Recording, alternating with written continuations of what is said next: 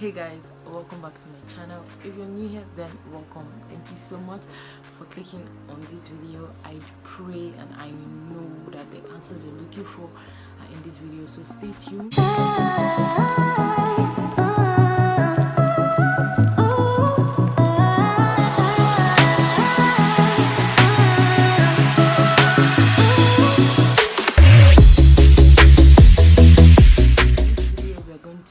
Talking about tips on how to, if you see the lights changing up and down, then please bear with me. The importance is the video. You know that time during exams when like you're about to write your exams and then you realize that you haven't like studied enough, you've not covered enough, that this exam will come, that constant doubts that you're going to feel, like you're constantly thinking about it, and it's changing. In fact, it's rewiring your brain. Maybe when you want to read, the stress, the pressure, everything just come upon you like this, and you just start focusing on other things instead of what is important, and then blah blah blah. Fast forward to the exam day, you will be stranded. I don't know if it happens to you, but it happened to me, and it happens like add S, it happens to me. Exam stress is that negative, no, in fact it happens to the best of us, it happens to all of us. There are so many side effects of exam stress. The extreme version of exam stress is you'll not be able to concentrate, you'll not be able to like remember what you read, and the worst case scenario is you get into the hall after cramming a lot of stuff under pressure, you get into the hall and then you forget what you've read, and that is bad. I'm going to give you people 5 tips on how to deal with exam stress. How I learned to deal with exam stress. I took an exam like early this year. I wrote an exam and I actually practiced what I'm telling you now. So it actually worked for me, and I feel like this is going to work for you. And number one tip is to always and to calm down. Like at the root of all this, at the root of all the stress, all the anxiety, all the doubts, we do die. It's the gospel truth. All we need to do is be able to like learn to chill out. Like you feel so stressed out, what do? Take a minute, breathe in, breathe out, just think positive. The main thing that causes us to like over stress about everything is the doubts that we have about whether we're going to pass the exams, whether we have read enough, whether what we have studied is coming out, I'm failing this semester. Look at it, like compare it to everything in this world. Like, is that exam, like that one exam you want to write, going to end your life?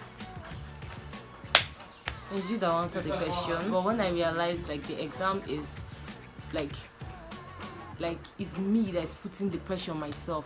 When you actually realize that it's us, we are the ones that actually put so much pressure on ourselves.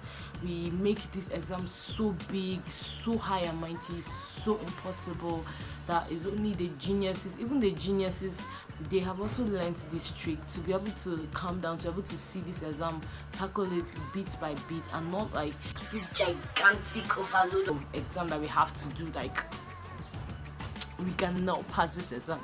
If you start seeing it in negative light, that's how your actions will reflect.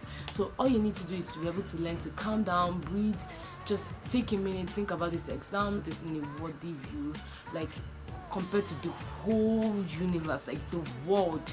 This one exam, is it going to end your life? Is it going to end this world?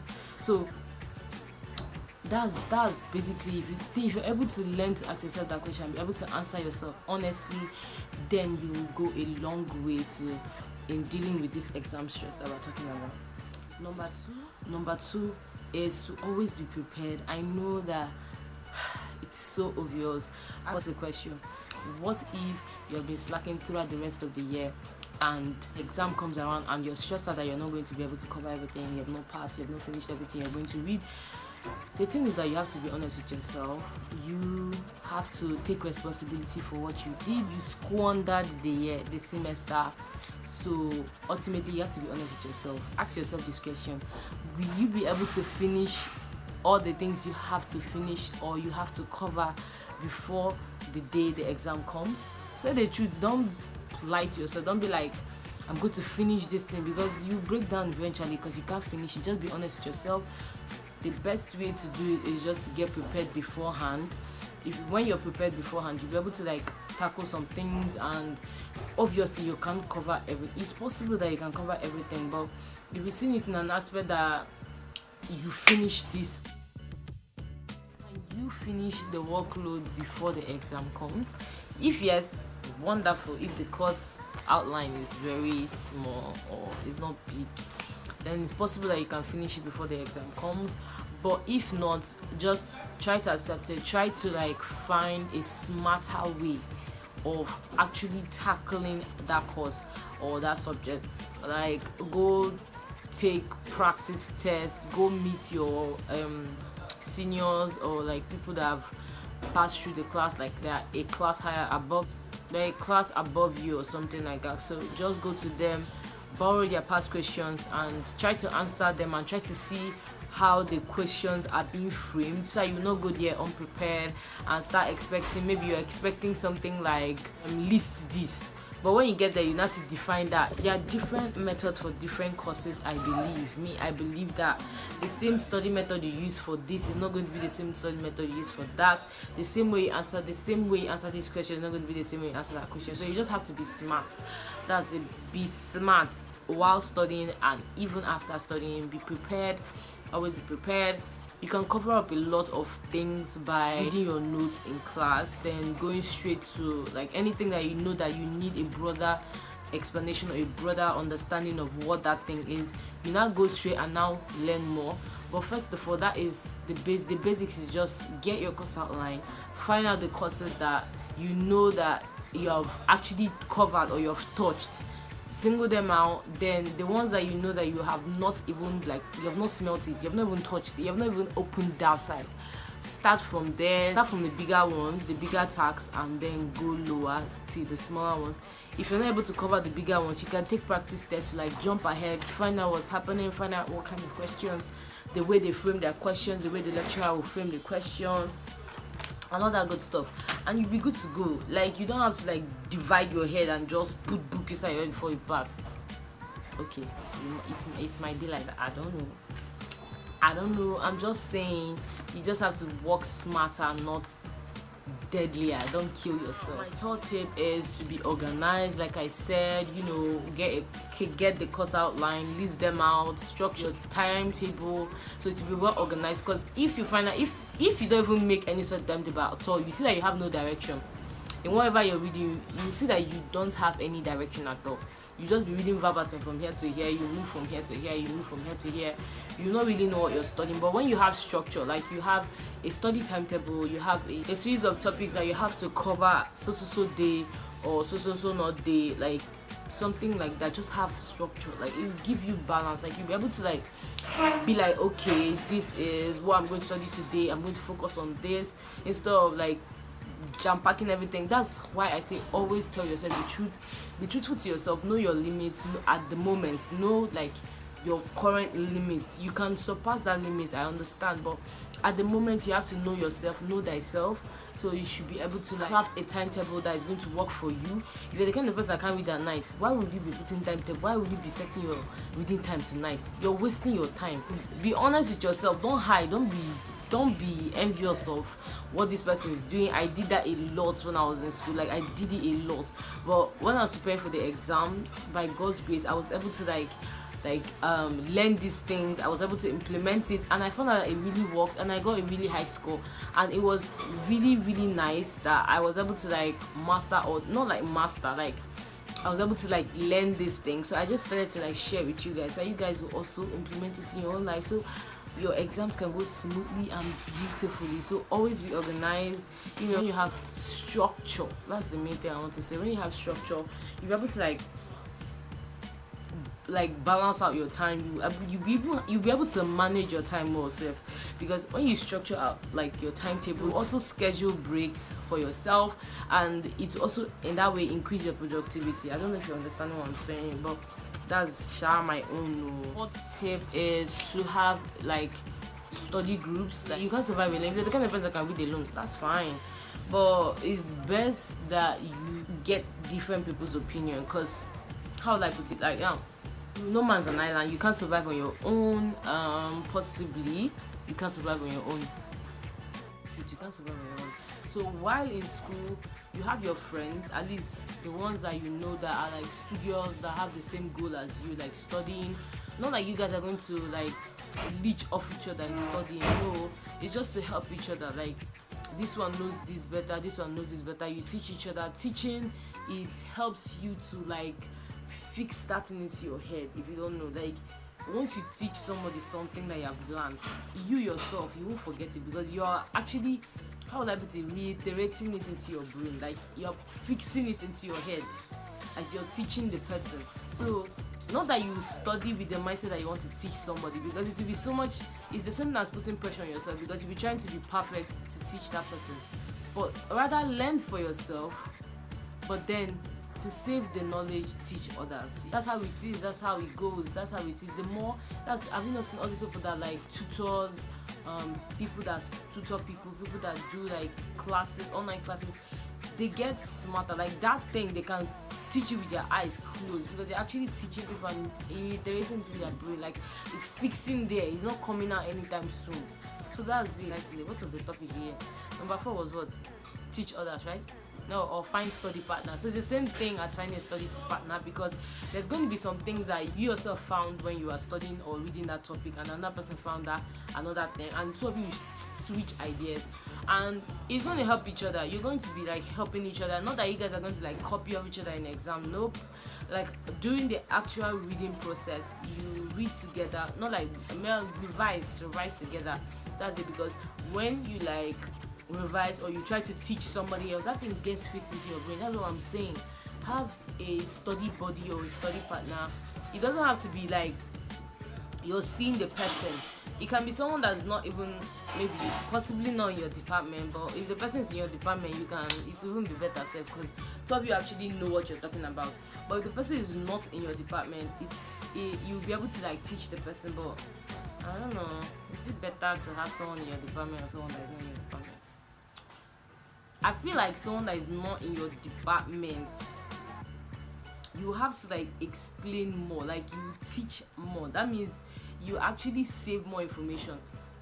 But when it's someone in your department, like the person already knows most of what you're saying, unless you guys are actually sharing topics to read. Nah, no one is better. Just find the one that is best for you, anyone that is best for you. So my 5th and final tip, let's just finish this video, guys. My 5th and final tip is to don't be so hard on yourself. Yeah, it's also the same thing as the number 1 tip. When you put so much pressure on yourself and you like force yourself to know this information in 2 minutes, like you're going to know this information, you have to learn it. It's a do or die affair, like they say, it's a do or die affair to you. That's it. It's going to be so bad if you're not able to like be compassionate enough to know your weaknesses, or compassionate enough to know when you are actually overworking yourself, because there's burnout is real, honestly, because there's a point that you reach like this, your brain will not be accepting any information again. If you like in fact, drink all the coffee in this world, put your leg inside water. That's what they used to do before. Put your leg inside water, cold water like this. Put it inside. You see that sleep will still come. I'm not saying sleeping is a good thing, no. On the day before the exam, that day is bloody. The night before the exam is always bloody. But the thing is that if you have been prepared, if you have prepared yourself, it's not going to affect you like that.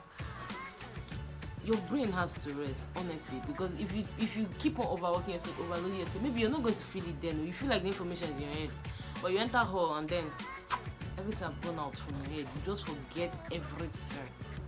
That feeling like this, where your brain will be blank, is so painful. It is so painful, guys. You don't ever want to reach there.